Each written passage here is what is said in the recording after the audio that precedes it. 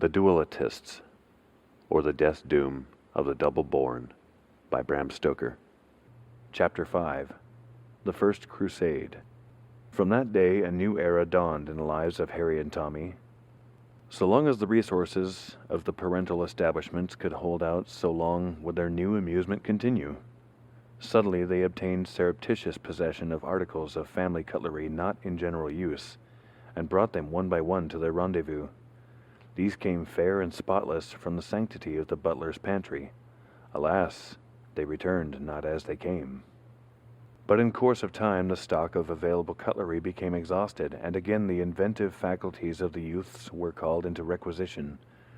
They reasoned thus: the knife game, it is true, is played out, but the excitement of the hack is not to be dispensed with. Let us carry, then, this great idea into new worlds.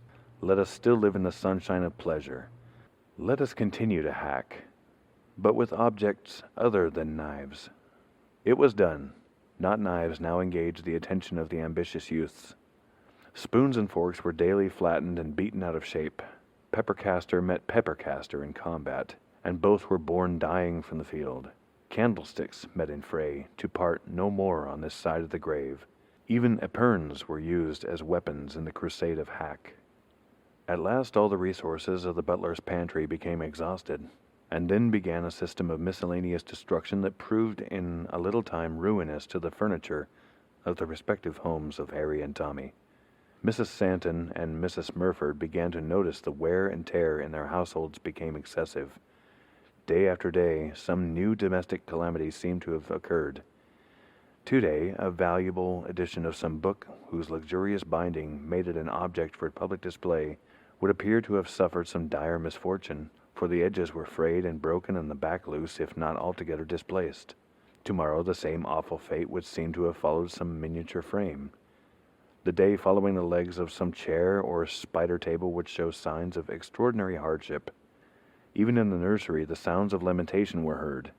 It was a thing of daily occurrence for the little girls to state that when going to bed at night they had laid their dear dollies on their beds with tender care, but that when again seeking them in the period of recess they had found them with all their beauty gone, with legs and arms amputated and faces beaten from all semblance of human form. Then articles of crockery began to be missed. The thief could in no case be discovered, and the wages of the servants, from constant stoppages, began to be nominal rather than real. Mrs. Murford and Mrs. Stanton mourned their losses, but Harry and Tommy gloated day after day over their spoils, which lay in an ever-increasing heap in the hidden grove of Bub. To such an extent had the fondness of the hack now grown that with both youths it was an infatuation, a madness, a frenzy. At length one awful day arrived. The butlers of the houses of Murford and Stanton, harassed by constant losses and complaints, and finding that their breakage account was in excess of their wages, determined to seek some sphere of occupation where, if they did not meet with a suitable reward or recognition of their services, they would at least not lose whatever fortune and reputation they had already acquired. Accordingly, before rendering up their keys and the goods entrusted to their charge, they proceeded to take a preliminary stock of their own accounts, to make sure of their accredited accuracy. Dire indeed was their distress when they knew to the full the havoc which had been wrought. Terrible their anguish of the present, bitter their thoughts of the future. Their hearts, bowed down with the weight of woe, failed them quite. Reeled the strong brains that had erst overcome foes of deadlier spirit than grief, and fell their stalwart forms prone to the floors of their respective sancta sanctorum. Late in the day, when their services were required, they were sought for in bower and hall, and at length discovered where they lay. But alas for justice! They were accused of being drunk and for having, whilst in that degraded condition, deliberately injured all the property on which they could lay hands. Were not the evidences of their guilt patent to all in the hecatombs of the destroyed?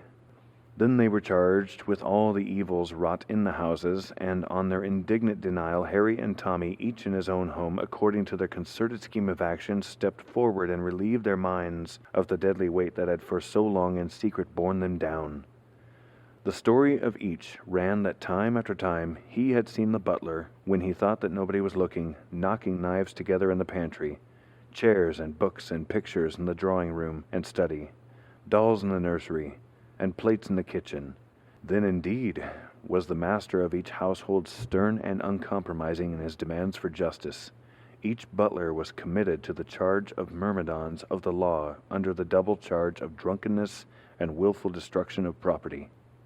Softly and sweetly slept Harry and Tommy in their little beds that night. Angels seemed to whisper to them, for they smiled as though lost in pleasant dreams. The rewards given by proud and grateful parents lay in their pockets, and in their hearts the happy consciousness of having done their duty. Truly sweet should be the slumbers of the just.